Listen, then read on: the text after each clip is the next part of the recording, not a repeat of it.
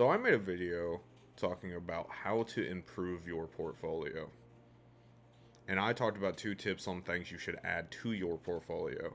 But for all the new designers out there, I guess I should make a video on how to start your portfolio. So that's what we're going to talk about. Without any further ado, let's hop into it. Starting your portfolio generally consists of 3 to 4 things. It consists of where you want to host your portfolio, what's included in your portfolio, how to utilize your portfolio, and how often should I update my portfolio.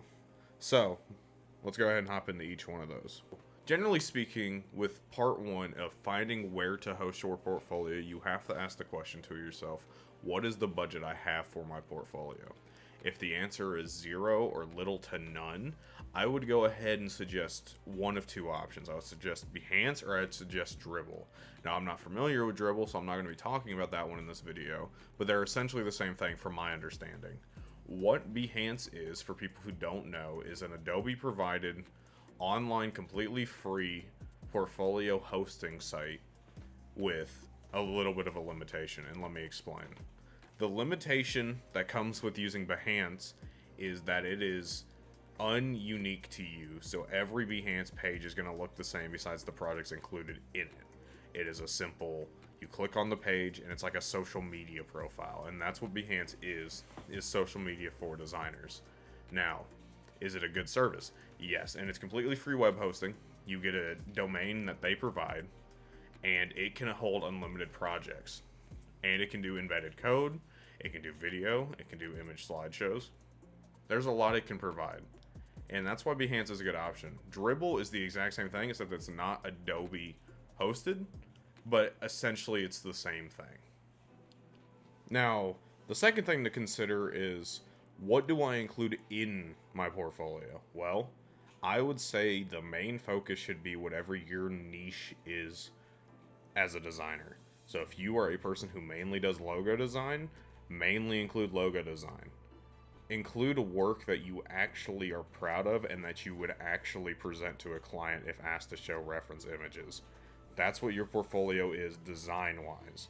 Now, utility-wise, it's to provide creativity and ideas, but I also made a video talking about that. That'll be linked in the upper right corner.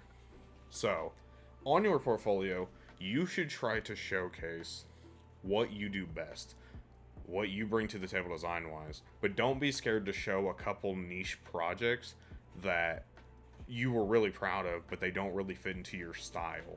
It shows your adaptability and your creativity as a designer. And number 3 is how to use your portfolio. Well, your portfolio is a tool that is going to be used by a lot of different factors. The main factor is when you apply for a job, or if you are working with someone, they are going to ask to see reference images. This is a portfolio. Your portfolio is a digital database that you can send to people to allow them to have the ability to see everything that you do, or everything that you have available to the public. It saves you the process of having to condense files down to email them. It saves it down for potentially people stealing your work if you're scared of that. It is an insanely important tool in your kit, and it should honestly be one of your top priorities. Now, with that, you also need to consider the fact that there is the potential to have multiple portfolios at a given time. Multiple portfolios would allow you to specialize a portfolio per job case, meaning like, if you're a logo designer, but you do animation as well, and you're only getting hired for animation, why send them the logo portfolio when you could send them the animation portfolio? And with tools like Behance or other free services, it's pretty easy to create multiple portfolios in that case. Or it's even possible to just create sub-branches of a website to do such. And that's going to be it for this video. I know this one was a little short and sweet, but I think that really conveys what you should need when starting a portfolio. My opinion is to work within your budget and expand among that. I will be releasing videos in the coming future going into detail about building a portfolio at a professional level, and those will be longer, more detailed individual videos about each topic. With all that being said and done, if you want to commission me, My email is zaviorjollydesign@gmail.com. If you want to follow me on Twitter, my Twitter is @zaviorjolly. If you like the video, don't be scared to like the video. Subscribe if you haven't already. Leave a comment down below if you feel like these tips are appropriate. And if they're not, what would you recommend also? And with all that being said and done, I will talk to you guys in the next one.